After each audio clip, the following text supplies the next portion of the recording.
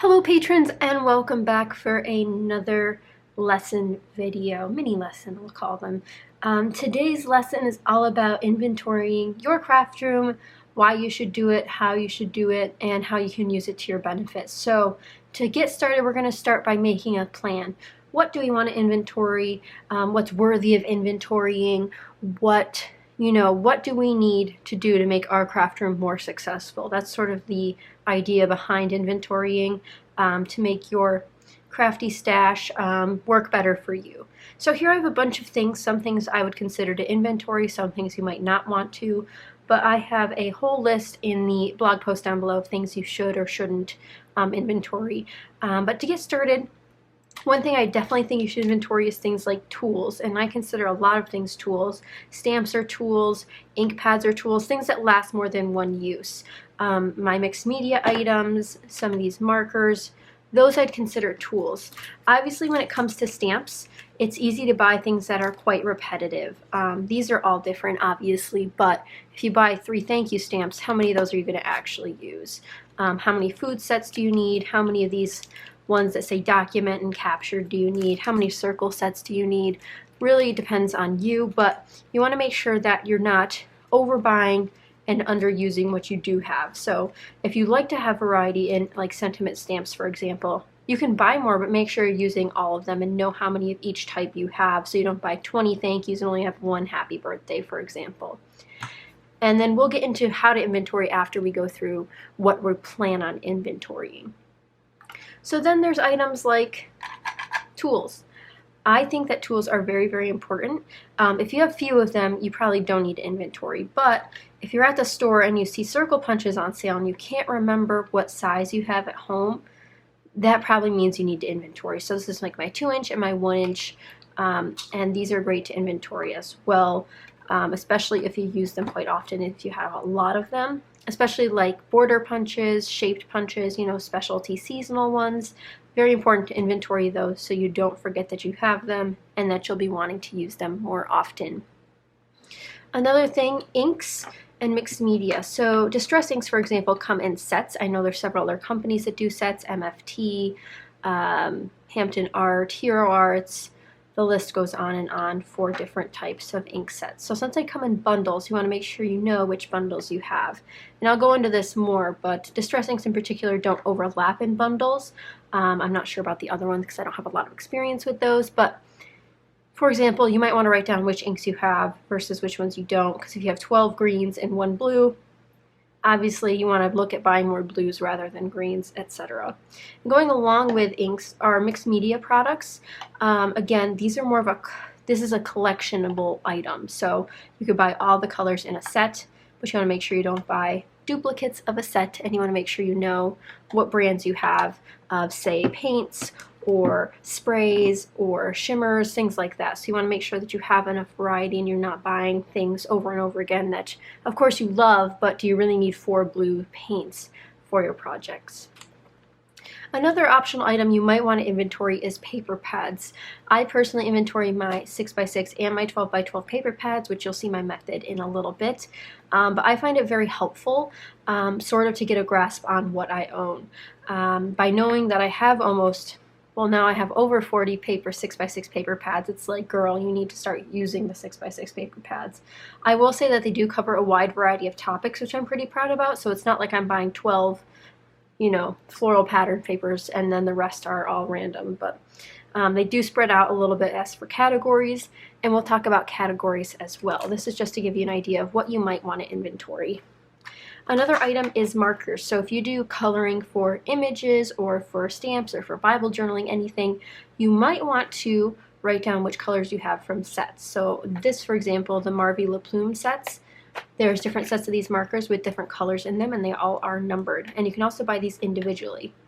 So for instance, if number 71, Spring Green, ran out, you could go buy an individual one so you don't have to worry about it. So you might want to inventory your markers as well, things like zig markers or Tombow markers or the brush tips. Something like that's definitely worthy of considering to inventory. Another thing, if you are a huge fan of a certain company, and they make something as in Spiegelmom Scrap Sequins, and you don't want to buy duplicates, you know, when the new releases come out and you're looking for some extra ones to add to your cart. Inventorying something like this could be really useful, especially if you finish one, so you could add this to your to-buy list, for example. But small companies that make things that are, you know, released at different times is another good thing. Totally optional, though. I do not inventory my Spiegelbaum scrap sequins because I have, I think, over 100 of them, and I don't often get duplicates because I'm on the design team. So these were gifted to me. But if there's something like Flair that you like to collect from a certain small business, or if you're into shimmers and there's new kit every month and you want to make sure that you don't already own part of that kit, those are great things to inventory. You definitely want to make sure that your inventory captures sort of what you use and what you want to be using, because this is supposed to be a tool for you guys to help, you know, inspire you to use your stash, to help you when you're buying more things. So basically, these are all things I would consider inventorying. Also things like washi tape, like I mentioned, mixed media items. It goes beyond these ones that I've shown you. It goes to sprays and mists and glitters and Nuvo drops and all of those things. Some things I would say don't need inventorying are enamel dots. They're just colors, people. Wood veneer I don't think needs inventorying. Flair, things like that. Die cuts I also don't think. One thing you also might want to think about, though, is inventorying by collection. So if you are a huge lover of like Maggie Holmes or Heidi Swapp and you buy all of their collections, you could inventory what you have of each of those collections. I know some people like to keep a set of a collection and then have another set that they work with. If that's something that's more of your cup of tea, I would highly recommend inventorying that, so you know that if you find something at Tuesday morning that belongs to that collection, you know how many of them you already have. Definitely an easy thing to do, and I will show you guys my setup for inventorying. So once you decide what you want to inventory, you have to figure out how you want to inventory them. So if your main motive is to just, you know, evaluate your stash, how big is it, what don't I need more of, say you're going to do your 6x6 paper pads, I would recommend a digital method. However, several people, RTS Scrapbooking is a great example. She does photos of her paper pads and then puts them in a little hole punch binder ring, and then she can flip through them and see which paper pads she has. Now, I don't have that many paper pads, and I kind of know what each one of them by title is, so I go for a digital method for my paper pads rather than a physical method. Another idea for a physical method is called swatching. So this works great for ink pads, mixed media, markers. I have a couple swatches of different sets of markers in my bullet journal.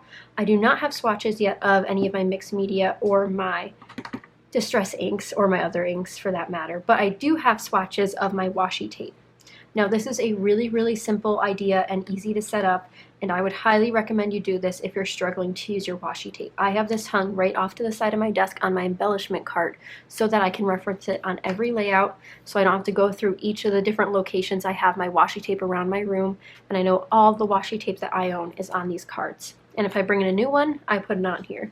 So the way I did it was by color. So we start with pink, goes into dark pink. That's just a happy accident that the dark pinks are on the back. I don't really care for them to be in any order.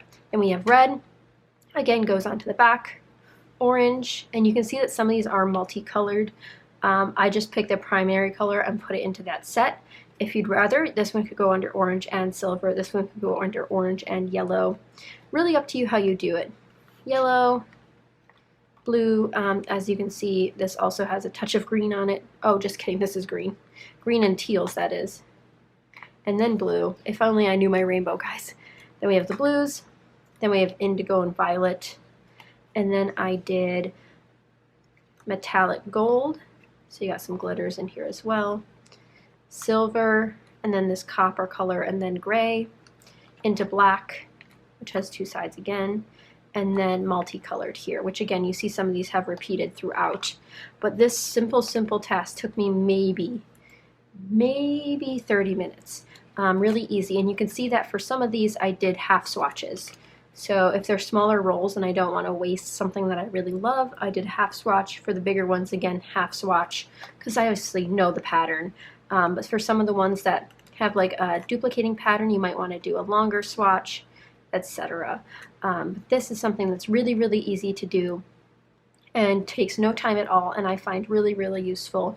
I used to have one of these, but I tried to do it in a more compact manner, but you really just need to let your washi tapes have some breathing room. Otherwise, it'll be really hard for you to decide what to use. So this is another example of a swatch book, and I would love if you guys tried this out for yourselves. I know several of you are working on swatch books for other things like your inks and things like that, so this is definitely another one to add to your list to try out. Highly recommend it. So if you're doing physical records like that, you could do the photographs like I mentioned that Janet does at RTS Scrapbooking. You know, if you have a photo printer at home, you can print all those out, put them in a little, you know, set so you can look through your paper pads without having to actually go through your paper pads, if that makes sense. Another thing you can do is notebook lists. So I do a digital list, but you can totally do this in a notebook that you either carry around to the store with you, you know, just have in your purse, have at your desk, you know, just to have, you know, an ongoing list of what you have. So if you're inventorying one thing, for example, like your distress inks, and you just want to know which colors you have, you can definitely just write them down in a notebook, no problem. That way when you go to the store, you'll be like, oh, do I have bundled sage? I do. Therefore, you don't buy it again. Simple way to do it. I just think that the digital method's easier, especially when you can look at a digital version on your phone as well that you obviously have with you. So it's a really preference thing if you do digital or physical records and inventorying. As for digital methods, there are a ton of options available. My first idea that I tried was an Excel spreadsheet and putting that onto Google Sheets. So that's a editable online form so that I can edit it on my phone, look at it on my phone, and edit it on my computer or look at it on my computer. And I could also print it out if I wanted. If I really, really, really needed a physical copy, I could totally do that. Another option is Evernote. I hear a lot of ladies use Evernote for their stamps. The great thing about Evernote is you can add tags to each of your postings. It takes a little bit of work to set up, I'm not going to lie. It takes way more work than an Excel spreadsheet would, in my opinion. But for example, if you had these two items in there, this one could be tagged Picket Fence Studio, tagged Sentiment, tagged Thank You. This one could be tagged Carpe Diem, which is so also Simple Stories because that's who makes it. This could be Craft. You could label it literally anything, icons, whatever you want. I tried Evernote for a while, but I have hundreds of stamp sets, and I just didn't want to put in the effort to do all of that. Now, I have inventoried a lot of my stamp sets. Those that are still in their original packaging, like these ones, not in their storage sleeves, have not been inventoried yet, and that's sort of how I keep track of which ones have and which ones haven't. So, besides Evernote and Excel spreadsheet, you can do something like OneNote. If you guys have the Microsoft Suite available to you, OneNote is sort of like a Google Docs but in Microsoft version, and you can do notebooks and you can do tags as well. It's very similar to Evernote.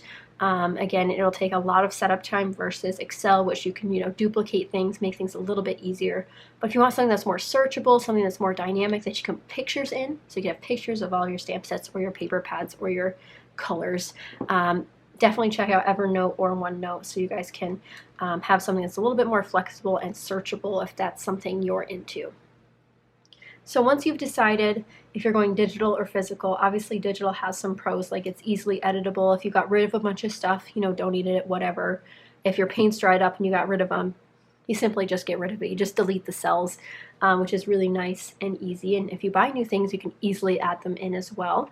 You can access it on the go, which is really nice, whereas a physical documentation of your inventory might be too bulky or too large to bring with you places if you're at the store. Another digital method or another digital pro is that they are easy to sort and search. So I'll show you guys that with some Excel video in a second when I show you guys my options. So once you've decided what you're going to inventory and which format you're going to use, either physical or digital, up to you. You want to make sure that you've decided something that will work for you. So for example, if we start with paper pads, I'm just going to show you my 6x6 here for a little bit more of an easier display than if I brought up my 12x12, which are a little bit larger. So if I brought out my 6x6 here, I'll grab another one just for another example. Here's another one. I like to show different brands whenever possible. So we have 4 paper pads here. If I was to set up a digital inventory of these, you might think, where the heck would I even start? First things first, you should figure out how you scrapbook. Do you scrapbook by theme, company, I don't know, color? Think of it that way. Once you figure out how you scrapbook, is it by theme? So like if you had summer photos, would you automatically go for summer fun? Or would you think, oh, I want definitely to use Cartabella for this collection, for these collection of photos? So then once you figure out how your mind works when it comes to creating an actual page, then you can figure out how you want to inventory them. I did mine by different categories that I developed. I laid all of my 12 by 12 paper pads sort of in the same area and looked through them and sort of tried to figure out which ones go under what sort of categories. So just looking at these, lots of different options come to mind. This one's called Outfitters, very outdoors, very campy. Those are 2 options. This one's very everyday. It's just called Life Documented, nothing crazy. This one's obviously called Floral Number 1. Obviously, it could be called a floral category. It could be a vintage category. It's very vintage. It could be called everyday as well. You know, it's just a floral. It could be everyday in your mind versus someone who uses florals on the daily who might put it into a floral category. This one, again, called Summer Fun, could go under summer, could go under everyday, could go under brights, could go under bold, could go under muted, this one or this one, all sorts of different options. But if you look at your whole inventory, you know, put it all together, lay it out, see what naturally comes to your mind for inventorying and for categories, and that's what you'll go with. So for example, for my 12 by 12 paper pads, and I'll put screenshots in over while I'm talking so you guys can kind of see what I'm talking about, I created a couple different categories. I did everyday, which I would classify this one and this one as well as this one probably. This one hasn't been inventoried yet because I haven't updated since I bought this, but everyday, holiday, travel, and fall. Now these are technically for my 12 by 12 paper pads, but I did something very similar for my 6 by 6, so don't worry. So with those 4 categories, that's what I started with. So all of my Christmas ones, anything Halloween went under holiday. Travel, this one could easily fall under travel for my personal opinion, because you got the backpacks, the oars, very travel-y to me. Could go under travel. These 2 would definitely classify as everyday, and this one as well. If I had more specific summer versus fall versus, you know, spring paper pads, I definitely would have broken them up more, but I definitely had more fall paper pads than anything, so that got its own category. Totally up to you. You can always add more categories later. Some other options that I considered for some of mine were vintage, kid, baby, birthday, because I definitely have a birthday paper pad, floral, nature, and school. So those are just simple things that you could sort your different categories by. Now this really applies to paper only. Could definitely apply to things like die cuts and collections, but not so much stamps, and we'll go into stamps a little bit later. So each of the listings has the name of the paper pad, the manufacturer, and then links to where you can buy it, because I use those links to show you guys where I find them, or if I use them in a project, I want to make sure you guys can find them if you're interested in buying them. So I find all the links pre-project and then put them into this inventory sheet so I can use those to show you guys where they are. So that's sort of how it's set up for me, and you can see on the left the different labels for each of the categories, which I think is very, very helpful. And I also have them color-coded. I don't know if that's just a me thing, but why not? And then once my 6 by 6 paper pads are inventoried, I will give you guys an update on how that goes for my categories and stuff. So be on the lookout for that. My 6 by 6s go pretty fast, I'd say. I kind of know what I have and I use it. It's not something I kind of have neglected pieces of, I would say, versus my 12 by 12 where some of my paper pads don't get used for a couple months. So I definitely think that my 12 by 12s get a lot more neglected than my 6 by 6s do. You could also include a photo of each of these paper pads in the inventory, which is really nice. You could either do that with a link to an image of this. So like I have links to buy them, but obviously I have to click on those links to look at what they look like, just in case I'm, confused in the store about which one I have and which one I don't, or if I just want to know what color scheme it is so I can plan a little bit better what I want to use that paper pad for.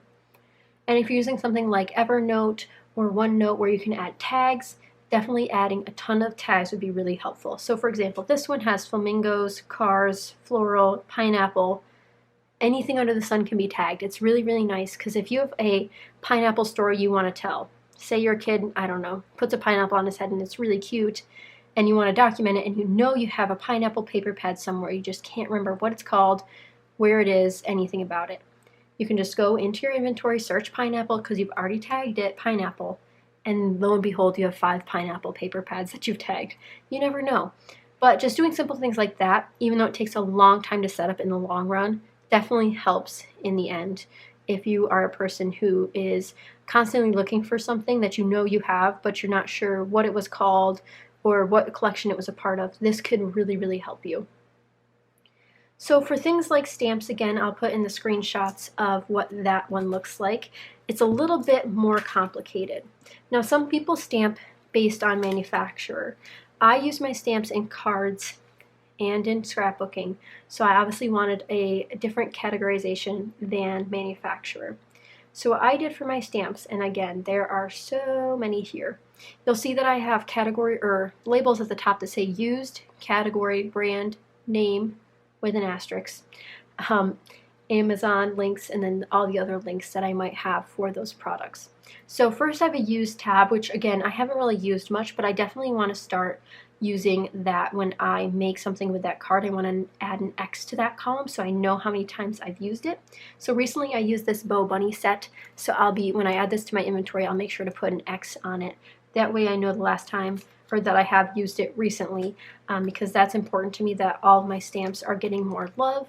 So I'm trying to stamp on more layouts, on more cards, on all of the things, so that they are, well loved and I'm not wasting my money on things I'm not using.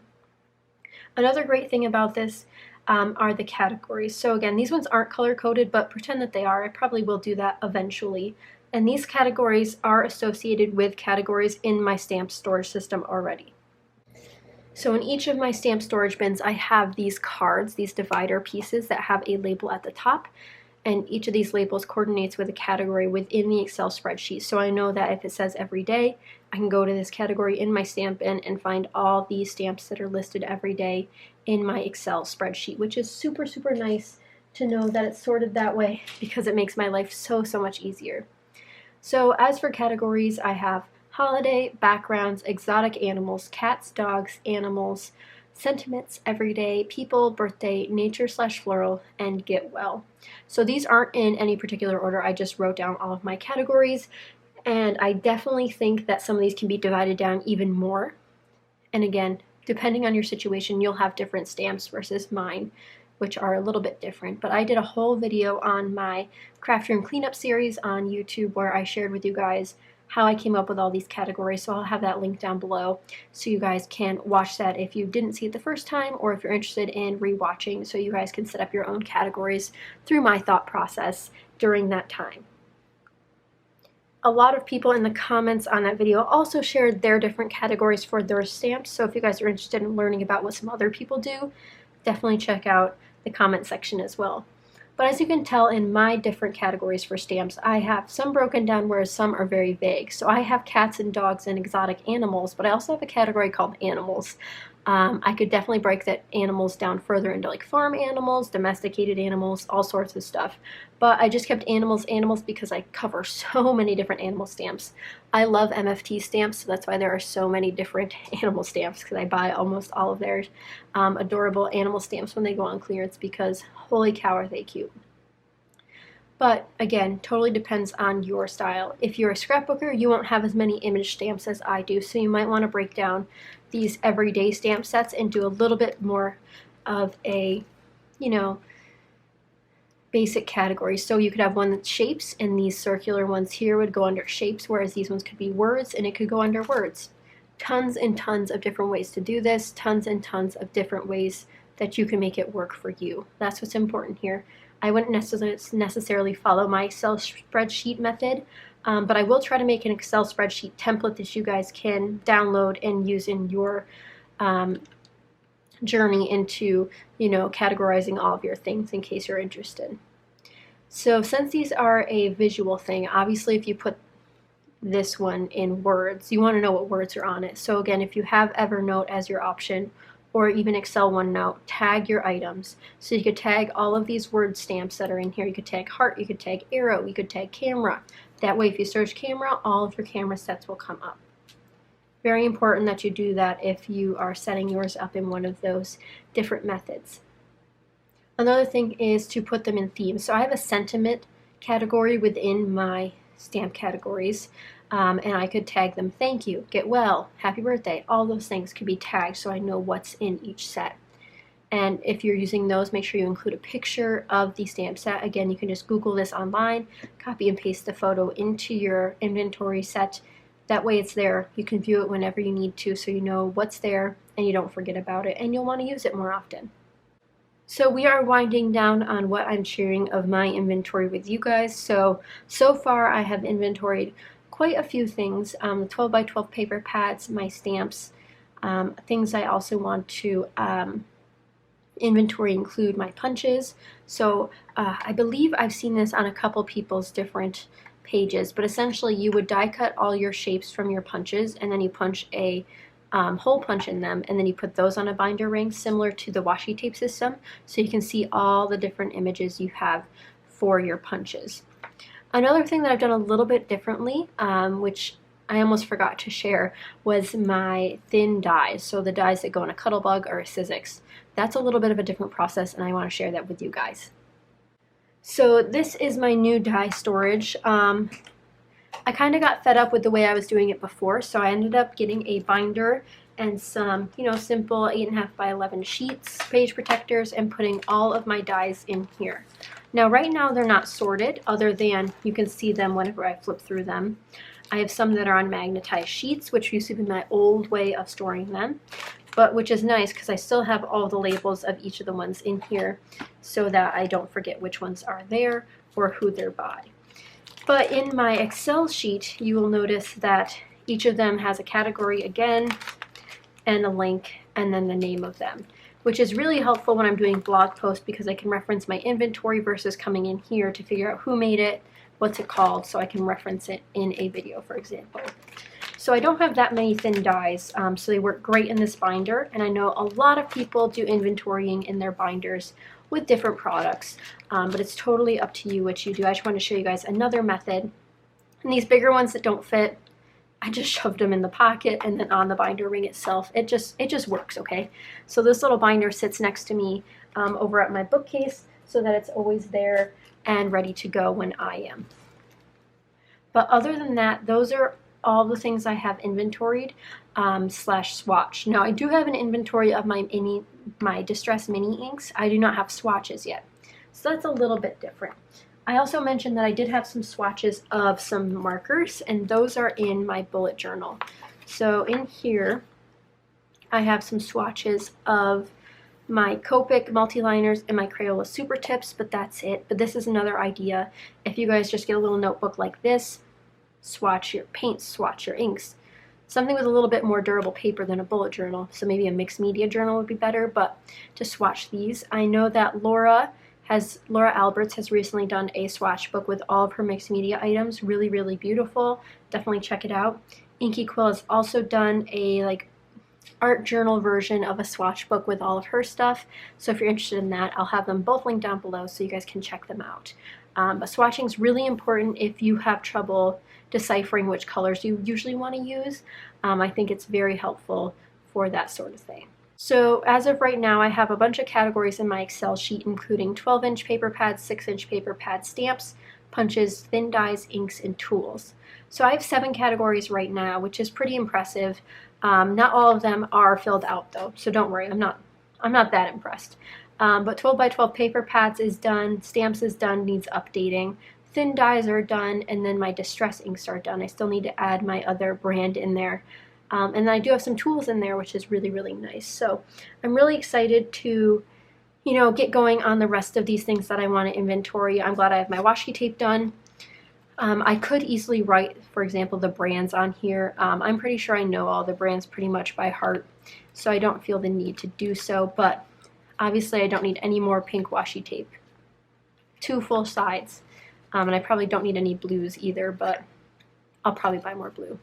But I hope this was helpful for you guys. Let me know if you guys have an inventory system and if you guys would like to know more about any of the things I talked about today. I'd be happy to help. Again, down in the posts, you'll be able to find a little bit more information, those videos I mentioned before, and then the video and some screenshots of my Excel spreadsheet.